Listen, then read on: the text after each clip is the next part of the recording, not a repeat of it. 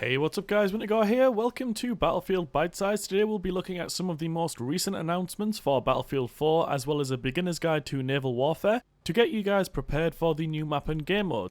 Thanks to GOTT for the footage, make sure to check out his channel for the full gameplay. First on our agenda, Battlefield on Twitter recently released the official Battlefield 4 system requirements. Looks like I'll have to upgrade as this time around the recommended system requirements are Windows 8 64-bit, either a 6-core AMD or a quad-core Intel, 8GB of RAM with 30GB free space on your hard drive. For graphics cards, you'll need either an AMD Radeon HD 7870 or for Nvidia users the GeForce GTX 660. Don't worry if you don't have exactly the same hardware as listed, as parts with similar performance should do just as well as the ones noted. These are just basically their recommended benchmark graphics cards. If you head over to my site GamerEvents.net, which you can find a link in the description to, you can check out all of this and more, such as multiplayer gameplay changes, news and upcoming games, and reviews of games we've played. Next on the list, to the satisfaction of many Battlefield players, a knife kill on an enemy will now stop them from being revived. So those of you looking to go ham with your knife in Battlefield 4, make sure to take out as many as you can, because it will ensure that the enemy team will have to be redeployed from the spawn screen. Make sure to be wary of attacking from the front, however, as you may trigger the counter knife animation for the enemy player. So on to today's beginner's guide for Battlefield 4, we'll be looking at why controlling the sea will be a very important factor in determining the outcome of a battle on the new Battlefield 4 map and game mode, Paracel Storm Obliteration.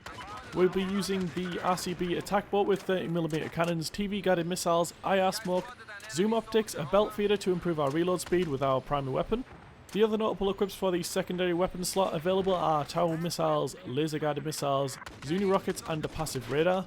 I'm not sure why they put a passive radar in the same category as the missiles, because even if you manage to spot an enemy boat flanking you, if they have any of these secondary weapon missile types equipped, it could be at a serious disadvantage. In Battlefield 3, the boats were really only used for transport to get a player from one spawn to the objective quickly. However, in Battlefield 4, the RCB Attack Boat and the patrol boats are extremely useful on the island-based maps as they allow you to take control of the sea. The benefits of having a stronger naval presence in Battlefield 4 are limiting the enemy's mobility. What I mean by this is that if you're able to take control of the waterways between the islands, then you can ensure that the enemy team cannot pass safely between the islands, as enemies caught out in the open are very easy to kill. It's worth being wary about crossing the open ocean if you believe an enemy have an attack or patrol boat in the area, as the beach fronts and the water fronts are not really a safe place to be. I recommend using the new diving feature in Battlefield 4 to help cross the waterways when it's not stormy, because you'll basically be under the water and it'll be a lot harder to be spotted. Control over the sea will also help your team to gain control over the skies. Currently in Obliteration there is only a scout helicopter available for each team. The attack boats are extremely effective at taking these down. You can equip ground-to-air missiles, tower missiles and even TV missiles, which are all very effective against the little birds.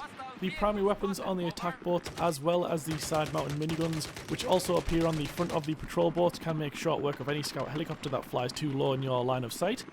Another benefit to the naval vehicles is that you can act as a mobile spawn point for your squad. You can quickly ferry your squad around the islands to where they need to be to intercept the enemy bomb carrier, as well as acting as a ferryman for your team's bomb carrier and taking him to the objectives.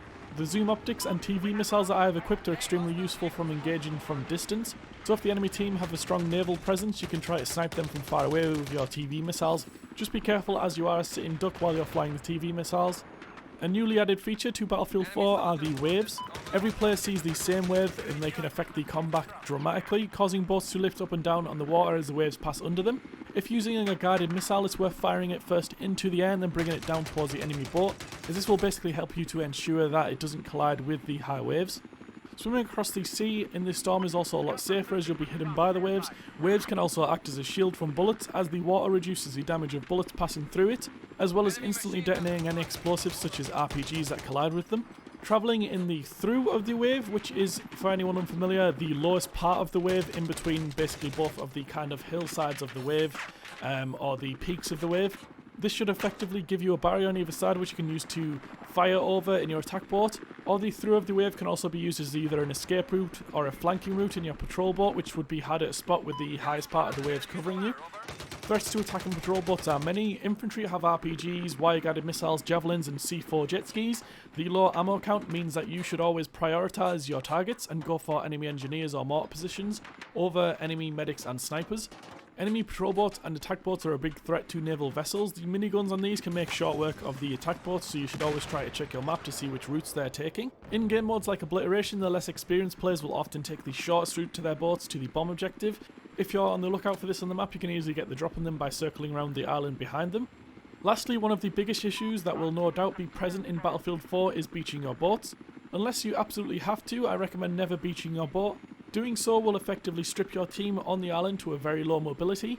Playing at Gamescom, it became quickly apparent that winning Obliteration often depended on which team was controlling the waterways, as the team that beached their boats or vehicles would often get stuck on an island and have to either suicide or swim back to the objectives to get back into the action, which obviously took a lot of time and meant the enemy team basically had a lot of time to secure the objectives. They were up against a lot less people and they could basically, the majority of the time, they did just basically win from that reason. So that's it for today's beginner's guide. I hope you guys have found it useful. Make sure to drop a comment below if you have any tips of your own that you'd like to share.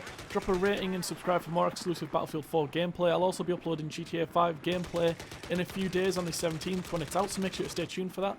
I'll have Let's Play videos of GTA 5, and also I'll be bringing out videos on specific things that are absolutely awesome, like stunts, and you can also submit your own gameplay clips of me of Battlefield 4 and GTA when it releases, so just drop a link to my channel saying like you want to share a video with me. So that's basically it. Thanks for watching, and I'll see you guys next time.